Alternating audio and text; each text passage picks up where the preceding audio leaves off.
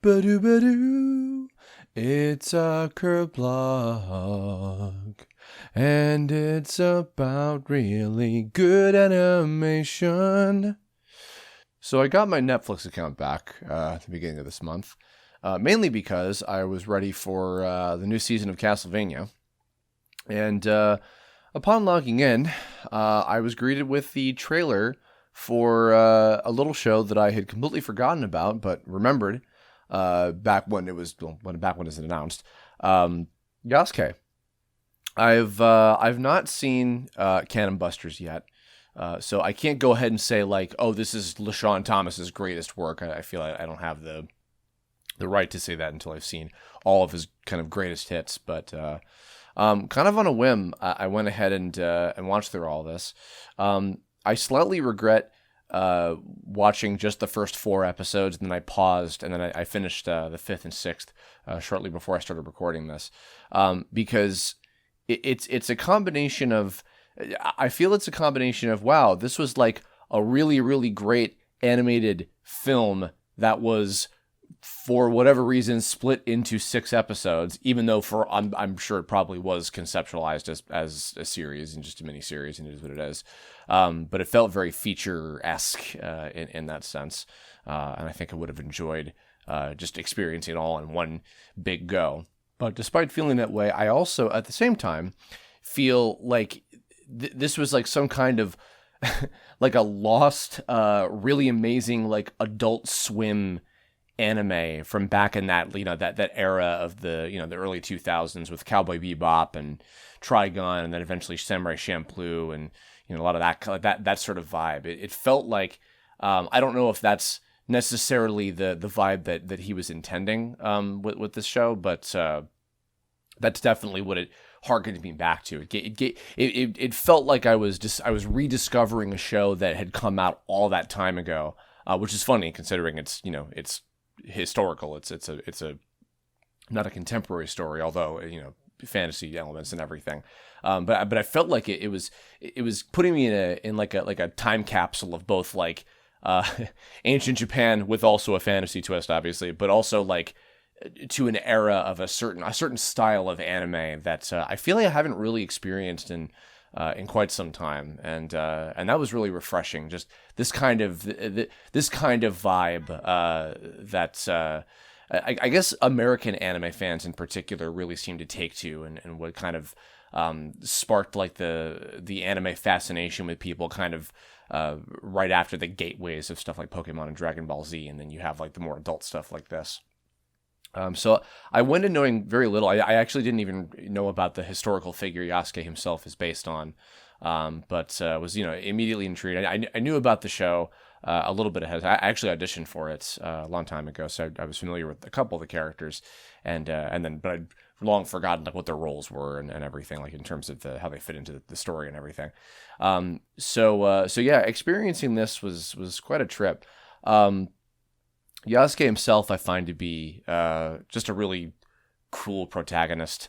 I think the good mix of just him being absolutely badass, but also feeling like a stranger and a fish out of water to everybody around him. This sense of like, the kindness that he shows to people, but also just feeling very generally like, I don't trust anyone because I've been screwed over one too many times. And even, the time where someone showed me kindness, ultimately I had to do this, in terms of Oda Nobunaga and the untimely end that he meets, of course. So he was a really great hero, I felt. I grew to like Saki a lot, the little girl. My only kind of critique is not so much like her as a character. I wish that we got to see more of the bond between her and Yasuke. There's a part of me that almost kind of wishes that like Ichido, the little boy character that like looks up to Yasuke and everything, I almost kind of wish that just like all of his scenes just were Saki, like just more screen time for her, you know what I mean? Because in some sense, like I feel like I didn't really get the core of her bond with Yasuke, which of course is one of the main points of everything, because they have to work together to defeat the daimyo and everything. Until the final episode. And I felt like there could have been a lot of other opportunities throughout the course of the whole show for that to have, to have just maybe been a little bit more prominent, and we could have had some more bonding with them. And then I guess also in another sense, I guess, again, I don't know the behind the scenes stuff, if maybe this was intended to be a movie or if it was designed as a series first and foremost. I think that's also the one reason I would have maybe liked to have seen more than just the 6 episodes, is maybe give that relationship a little bit more time to build, just between them, so that like the emotional payoff of them working together in the end would have been like all the greater.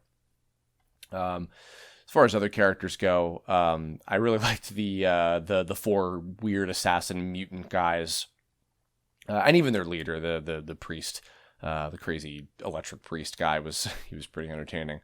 But and it was funny because I guess in the end, of course, I'm talking spoilers here if you guys haven't realized already. But when I was in like the second to last episode, I remember Ishikawa, the archer, what even was her power? I don't even remember what her power was, but she just seemed like the most forgettable of the 4 of them.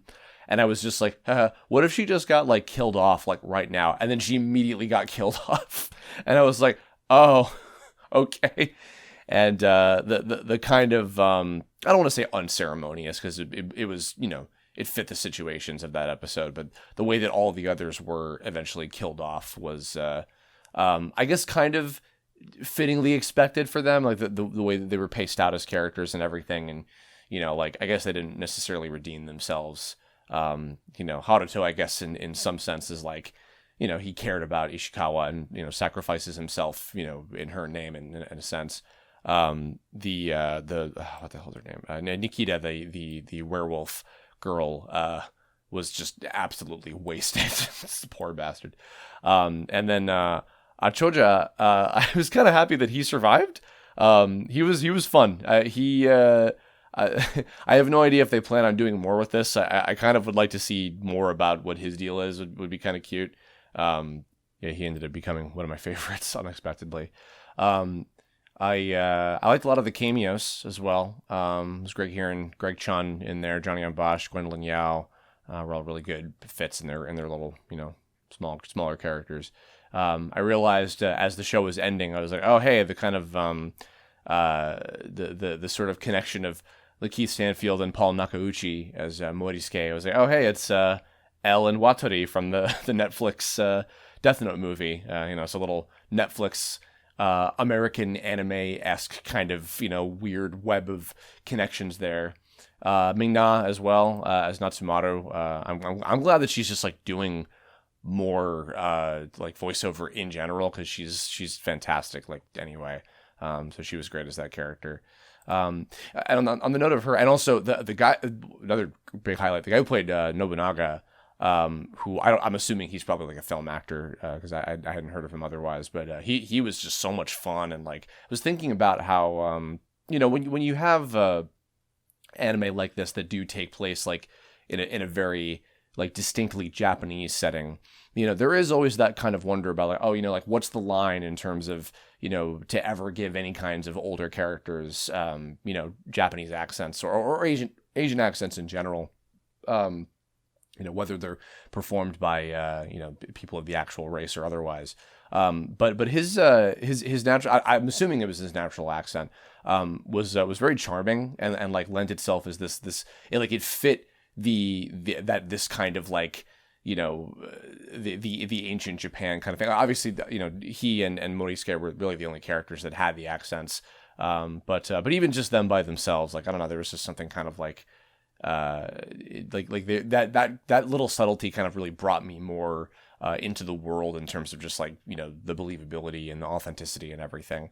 And obviously, Sean Thomas is, a true, like, Japanese culture enthusiast, and like he knows his stuff, absolutely. And the path that he's walked in his his animation career, and all the different places he's worked and everything, and all of his experiences. Like I feel like this show, in some sense, at least from what I've gathered about him, I've only had the pleasure of getting to meet him once very briefly. He was a very, very nice guy, and I have the utmost respect for his ability as an artist. I feel like this show was almost kind of a reflection of like his whole life in some sense. I do, perceive like a connection that he maybe felt with this character. Obviously, of course, to want to make a whole, story around him, of course.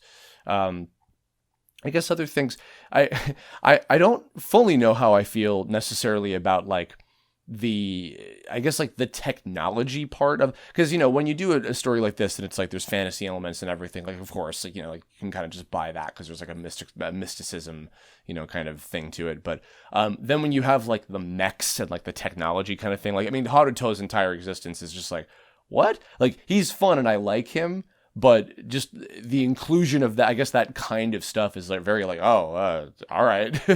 So, and maybe it's not that big of a deal because in that same way that like this elicits that kind of Adult Swim early 2000s anime kind of vibe. It's just like, yeah, whatever. It's cool. So who cares? Like, aesthetically it's awesome. And, aesthetically, of course, like probably more than anything, that's the strong suit. Like the story itself, I think was pretty good.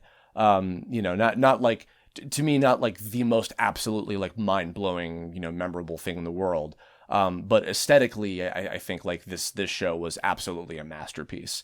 I think that's another reason why I need to watch Cannon Busters to compare, because I'm curious with like the room that show would have to breathe like as a longer series. I think it's a longer series than 6 episodes as far as I know. But like visually, I mean, it's beautiful. Like, this is absolutely like, it's a masterpiece. The fight, choreography, the seamless usage of CG, all of the 2D animation, the character acting, the designs are all really appealing, and like just in that good sense of like realistic enough, but still like charactery and fun enough, and then like unique to where like I can tell who everybody is supposed to be. Sometimes there's some contemporary anime where I'm like losing track of who's who because of just character designs aren't pushed to the to what they could be at times. And also the music.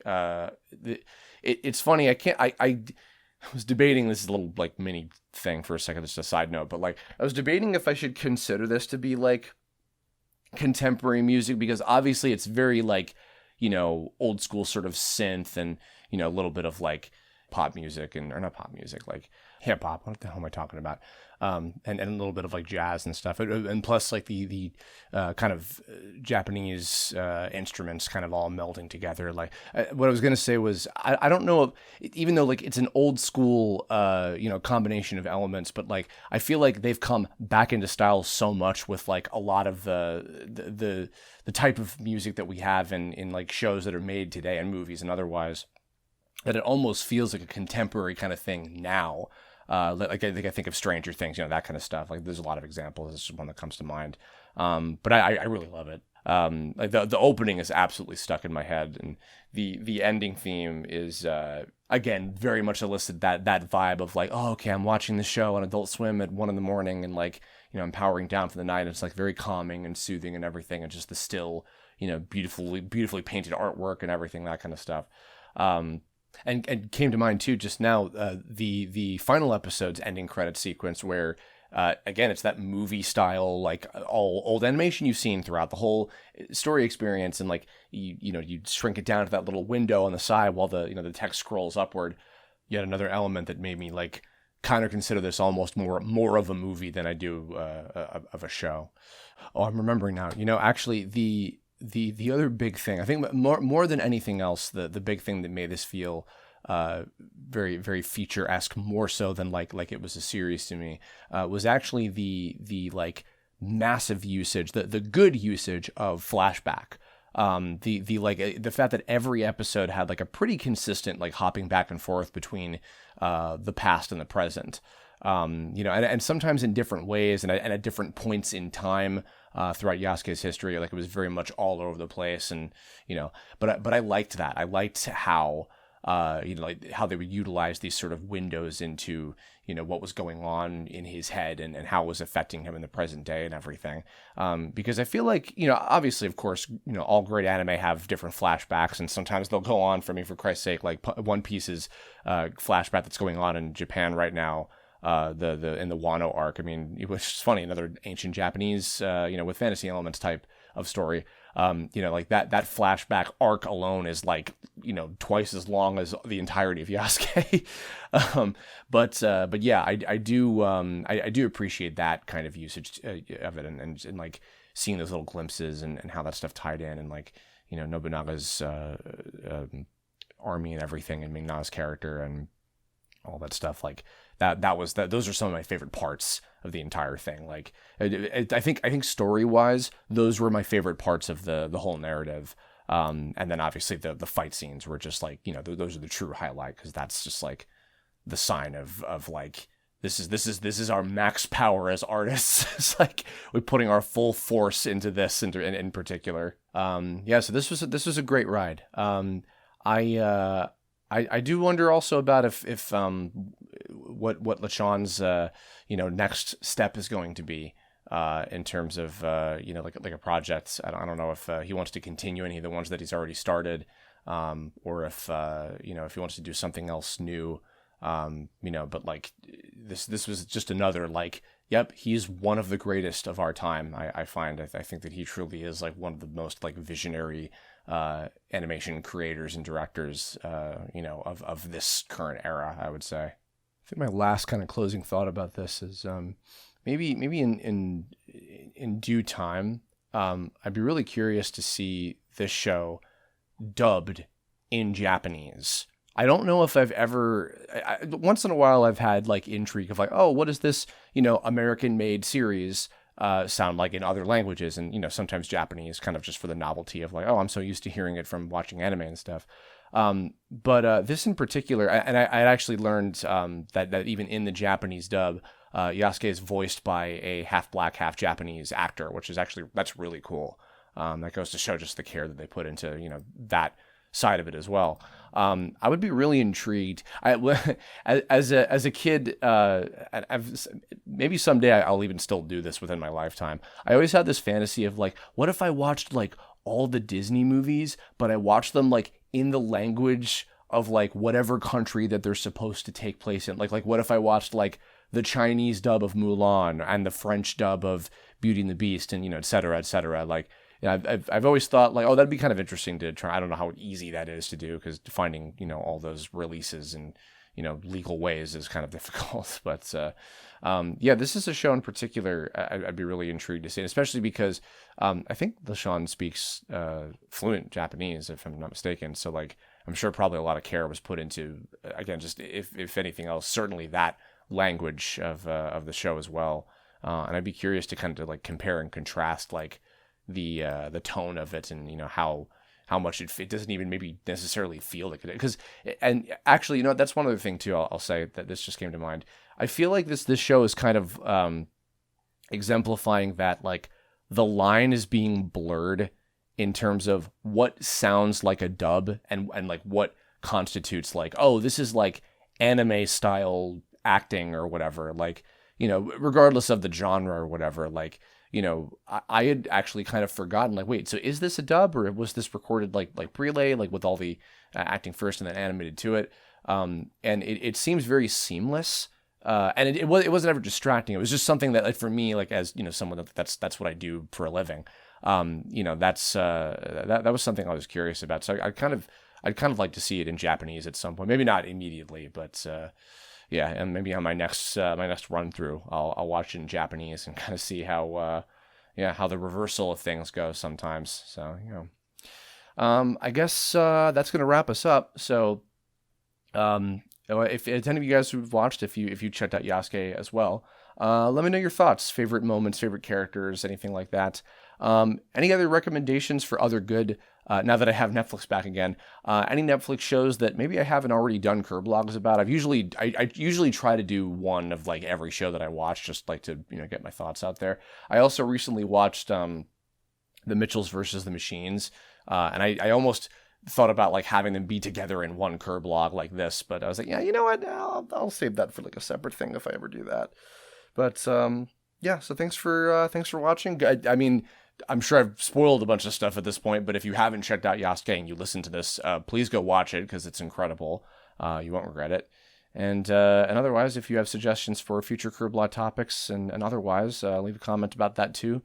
and mayhaps I'll do one of these. Again, trying to do as much as I can with these, every other week or so. And, this is all I've really been talking about lately is like, what am I watching right now? What anime or cartoons or whatever am I watching currently? Because that's all I'm really doing aside from eating and sleeping and working on the tome game right now. So, but yeah, so thanks a bunch, and I'll catch you all in the next one.